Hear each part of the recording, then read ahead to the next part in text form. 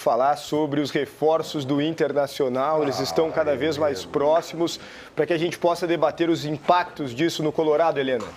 Exatamente, Bruno. Isso porque o Inter está preparando um pacotão de reforços. O primeiro deles é Vitinho, o atacante de velocidade de 25 anos que atuou no Bragantino em 2024 e pertence ao Dinamo de Kiev. Agora, segundo o Vozes do Gigante, o atacante já está em Porto Alegre e já treina com o elenco colorado. Agora só faltam alguns detalhes burocráticos para que o jogador possa ficar permanentemente em Porto Alegre.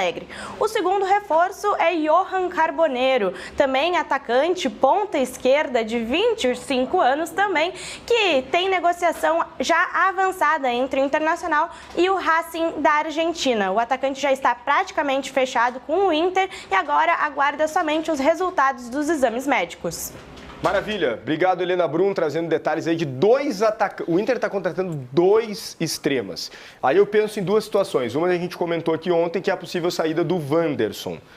O Ernest pode até trazer mais atualizações se tiver.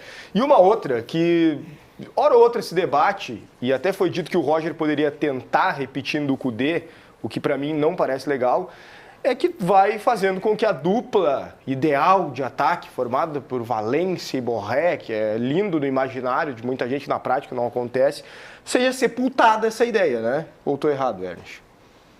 Tem tantos pontas, como é que vai jogar com dois centroavantes, entendeu? Eu vejo que eu tô pensando numa leitura mais futura, sabe? Eu acho que o Barcelos, a direção de futebol do Inter, ela já está meio que se preocupando com a janela do meio do ano. Porque na janela do meio do ano ela deve perder o Wesley.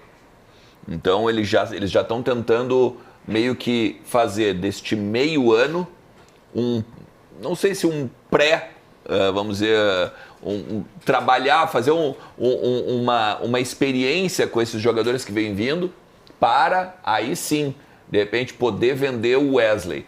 O Roger fez um pedido para a direção colorada, que agora, se tiver de vender jogadores, não venda nem Vitão e nem Wesley.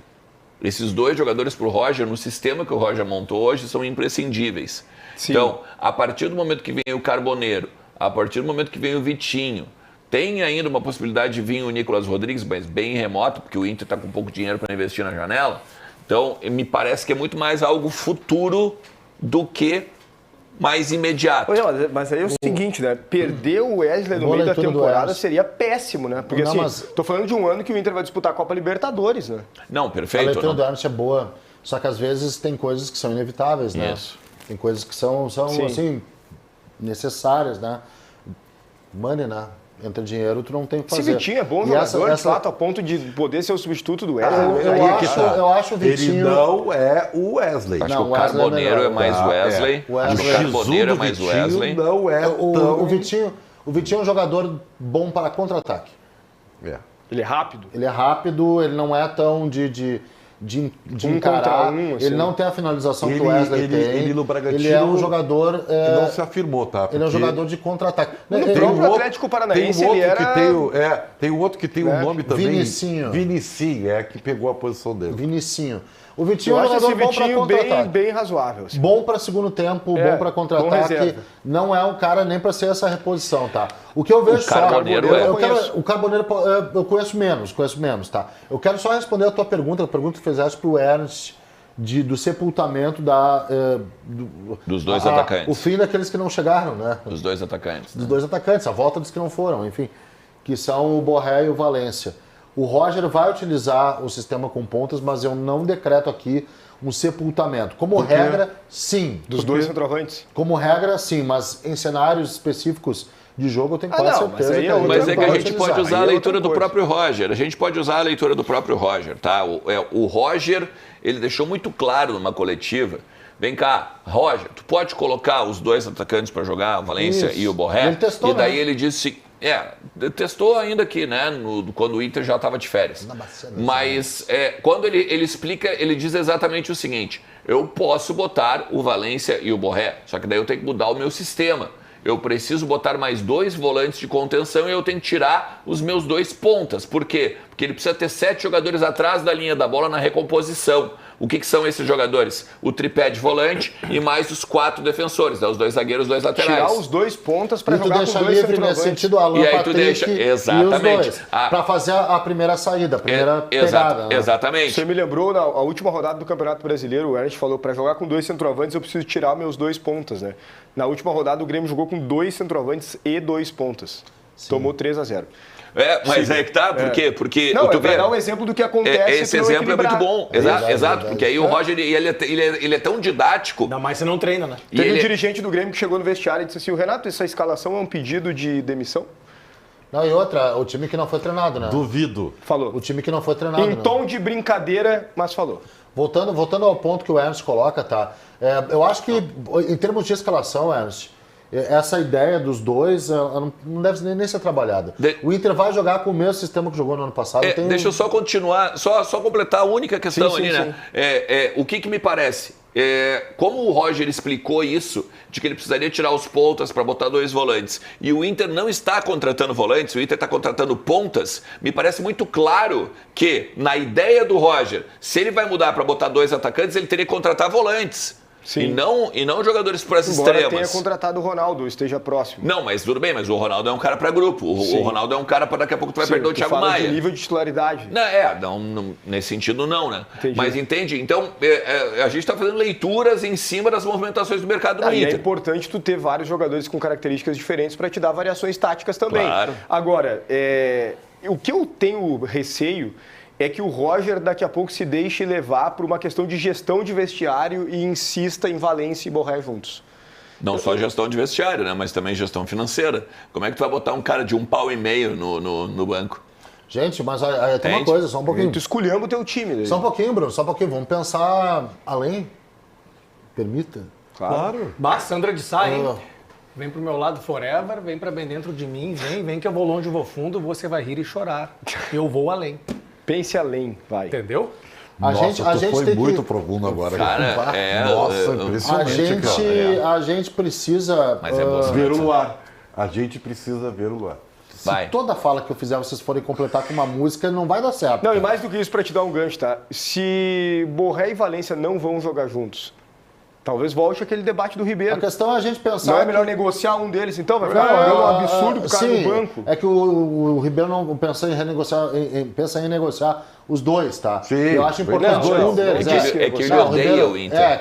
Ele quer os 2. Eu quero que o Inter tenha sanidade financeira. Ponto 1. Sim, são 3 pontos. Ponto 1, sim.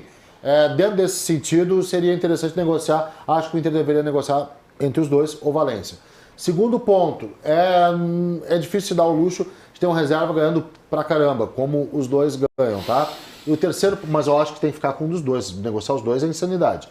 E o terceiro ponto, tá? Que eu acho importante também, num cenário ideal, não no cenário de um time que tá precisando, de um clube que tá precisando de dinheiro, cara, não é ruim tu ter reserva bom pra caramba pra mudar jogo, cara. O jogo tem 5 substituições, 5. Intensidade lá em cima. O Cudê fazia uma, mundo, né? Não, é uma ou 2, né? Pois dizer, aí, 5 substituições. Tem lesão, tem convocação, tem desfalque, tem data FIFA, tem suspensão, tem um monte de coisa. E campeonato pra reserva caramba, né? bom, é importante. A força do grupo, o Botafogo campeão, tem caras no grupo como reservas, que são caras que eram titulares absolutos do ano passado. Um Tiquinho Soares, um Júnior Santos, um Marçal da vida, um Tietê. Cara, vamos pensar em grupo. Mas assim, Guimarães, eu acho que tu tá correto, tá? Acho que tá correto, mas a avaliação ela tem que ser feita o seguinte: eu consigo manter, em termos de gestão, não gestão de vestiário, não gestão de ego de jogador. Eu digo, tu consegue manter em gestão financeira esses jogadores do teu banco? Tu tu usou um termo interessante. Tu pode te dar ao luxo de ter um cara de 1,5 milhão no teu banco? Sim. Posso. Financeiramente, posso. Não vou atrasar salário, não vou atrasar nada e tal, isso e aquilo. Beleza, posso. Então tenha. Porque assim, ó, é legal, né? Imagina, sai o Borré, entra o Valência. Ou Tá lá o Borré, precisa de um cara de qualidade. Bota o Valência, vamos falar sério. Eu tenho certeza eu falei no cenário ideal. Eu tenho certeza que o Inter não contrataria o Valência agora, por exemplo. Não contrataria. Provavelmente eu não. Como exemplo o Botafogo, que é um clube com dinheiro, tá? Para dizer que esse pensamento de falando a gestão financeira é perfeita. Quem precisa de dinheiro não tem luxo. Isso. Né? Quem precisa de dinheiro não tem luxo. Agora, só uma perspectiva de gestão de grupo ou de ego, coisa parecida, cara, nós temos que evoluir no sentido de deixa cara bom, que ganha bastante no banco, caso tu tenha, né, a bala na agulha para bancar mas os caras, eu vou te dizer o seguinte, tá? Ele não testou o Valência e o Borré, eu acho que pelo ego. Pelo ego, não. Por convicção. Eu acho que é uma convicção. Porque, olha só... Ego porque de quem? Dele? Não, pelo ego do Valência. Daqui a pouco, eu tô muito no... Gestão. Né? E o próprio Roger... Não, mas assim, o Roger fala numa coletiva, né? Pô, o cara faz gol na seleção equatoriana, ele volta pra cá babando, querendo jogar. Então eu também tenho que dar uma... Eu também tenho que dar um jeito, né, de organizar isso. Mas que nós temos que também analisar, que é o lado do jogador. Que assim, Valência e Borré.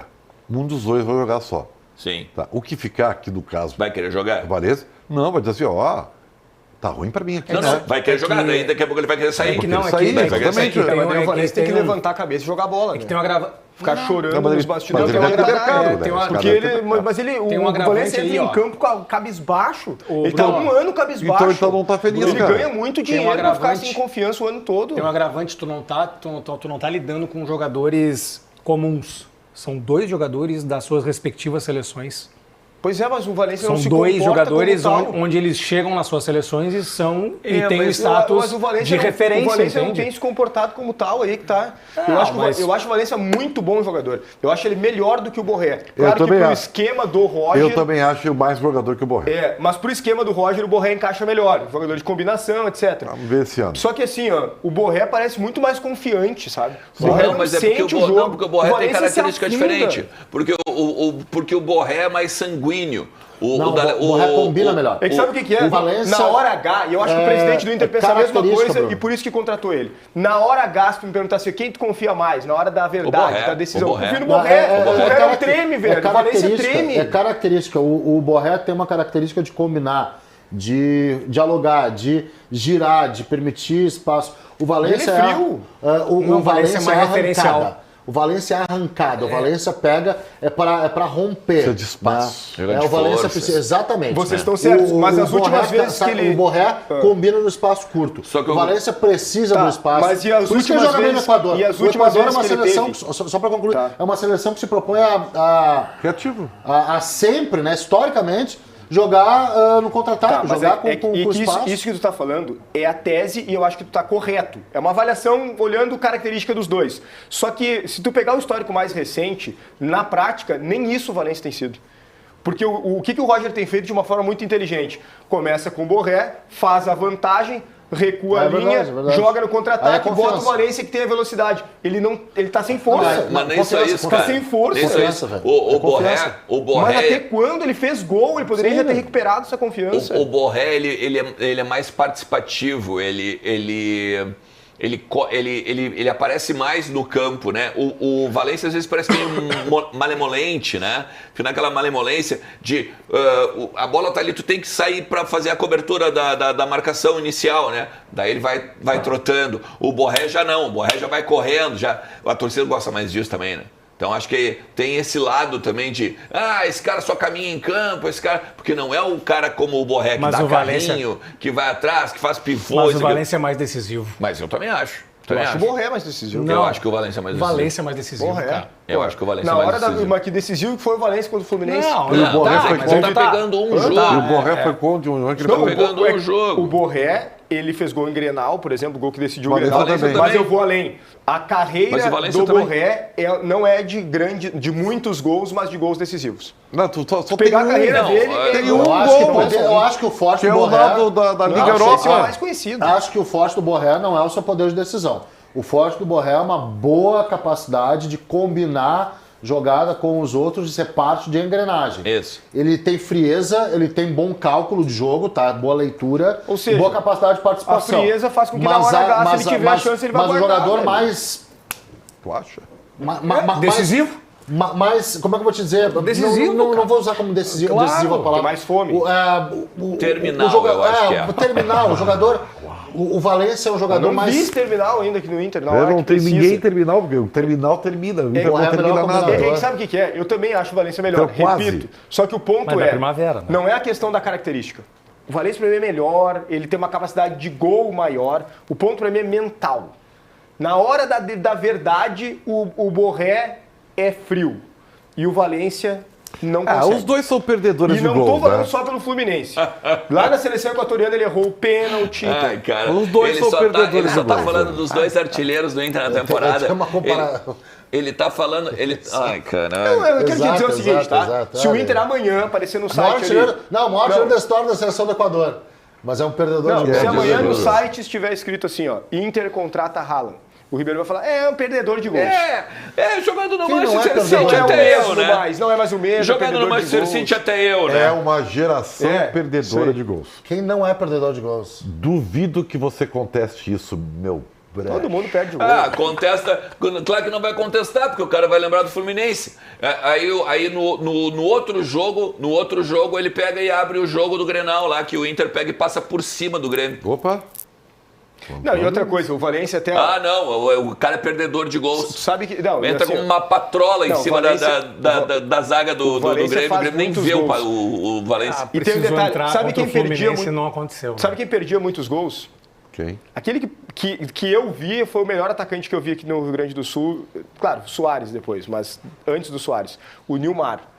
Perdia muito gol. Porque ele criava muitas oportunidades. Ele criava pra ele, porque se cara. tu simplesmente fala assim, o Valência perde muitos gols. O meu ponto de crítica é que na hora a Gary vacilou. Mais de uma vez, inclusive. Agora, ele perde muitos gols porque ele cria muitas oportunidades. E ele faz muitos gols também. O Nilmar porque senão parece que ele é só um perdedor de gols. Bezerra da Silva já dizia dificuldade isso, de finalização. Não o Nilmar criava muitas chances também. Então ele errava e fazia. O Gabigol é assim, erra e faz, porque cria muito. Demais, cara. Pior é o jogador que não cria, né? Tem jogador que não tem uma oportunidade no jogo, né? É verdade.